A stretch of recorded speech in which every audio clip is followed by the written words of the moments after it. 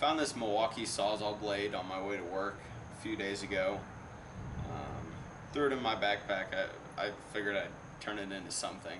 And I had the idea to make a tool that I don't yet have that I think would really help out with my woodworking. I've tried to make one of these in the past, but it hasn't turned out super well. So we're going to see if this does the trick. I'm not going to tell you what it is right away. I'm going to let you try to figure that out as I make it. If you're really curious, just skip to the end of the video and see what it is. So let's get started. I'm going to start by getting the spine of this nice and flat. I'm not going to mess with the teeth at all. If they really annoy me, I'll grind them off on the belt sander. For now, I'm just going to leave them. So to flatten the spine, I'm going to use a flat file. And I could draw the file back, but I think I'll get a more flat edge if I just run the file parallel, or yeah, like this along the spine. To do that, I need to take this handle off.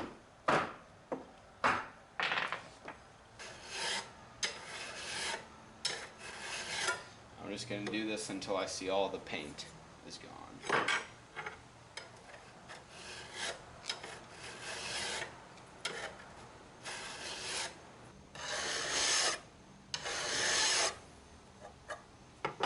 Alright, I'm going to call that good. You can see there's a new polished edge on there all the way down until this part right here. I'm not going to worry about that.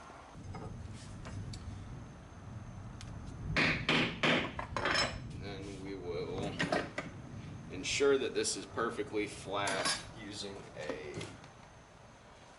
diamond stone.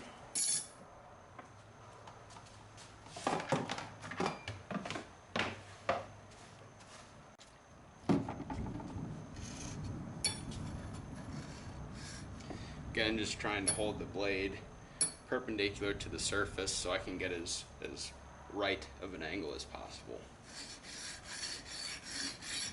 When you're using these diamond stones, this is the first diamond stone I ever bought. I just went at it with chisels and hand planes, and that probably took off a good few years of service off of this. It's nearing the end of its life now. You want to use a light touch with these, let the diamonds go to work, because whenever you really just gouge into that, you can knock the diamonds out of place. I believe they're nickel plated in there. And once you knock them loose, there's no putting them back in there. So if you have a diamond stone, just be aware of that.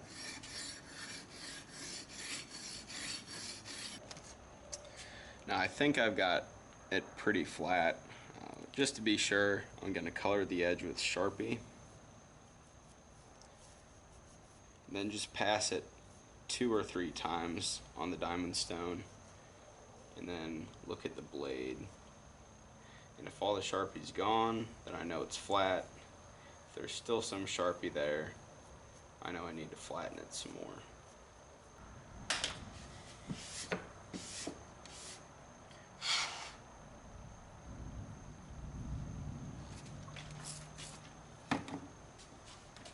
Let's go 1, 2, and 3. Just gonna lightly get rid of that window cleaner. Alright, so I have a few low spots here and here.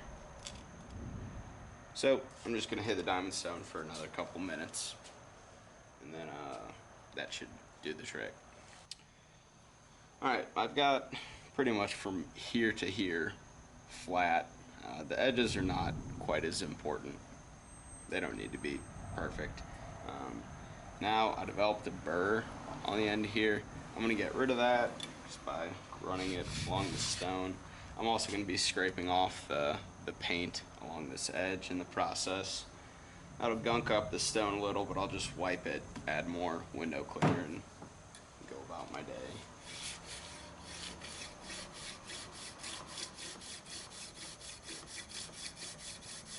So far we got the spine of this pretty much flat.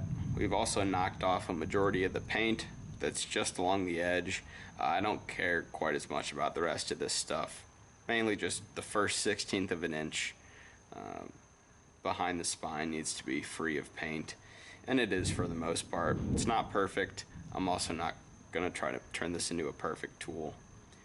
Also have to hand it to Milwaukee. Whatever they paint their tools with is very tough stuff.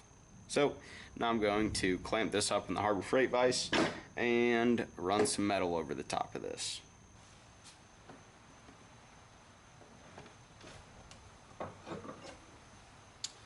This is a knife honer.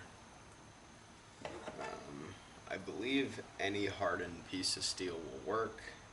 I'm just going to run it back and forth.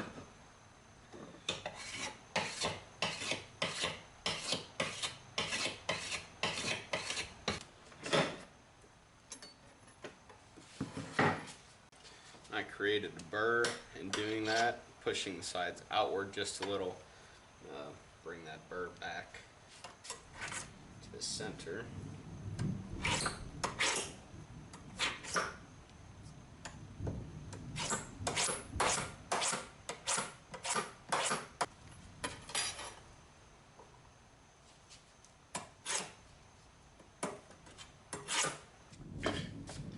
I'm going to clamp this up as high as I can in this vise. Try to make it parallel with the ground.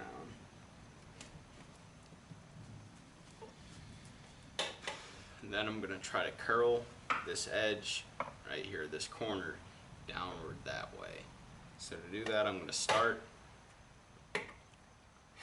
by running this honer parallel, and I'm going to gradually work my way down at an angle, trying to, again, bend that corner, down.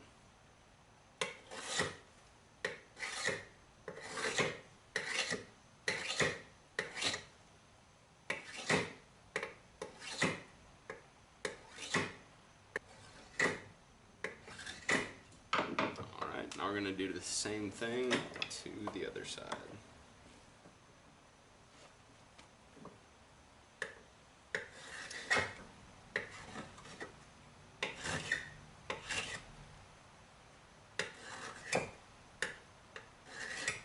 So if you know much about woodworking, you probably know what I'm about to do next with this tool. If you don't, stay tuned. Clamp some white oak in my vise. I just burned it to see what it looked like. And let's see if this works.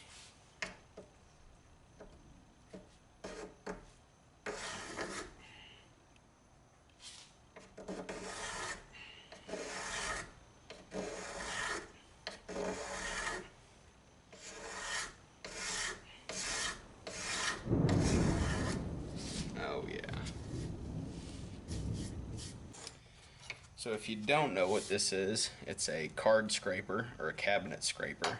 And essentially what we did was form a burr on either side of the blade. Then we bend the blade a little, push that burr into the wood, and push the blade across our wood, and that creates a shaving. It scrapes off just a little bit of wood.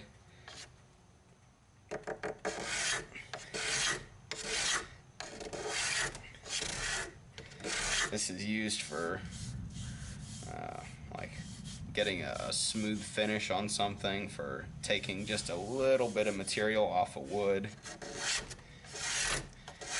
This is working fairly well.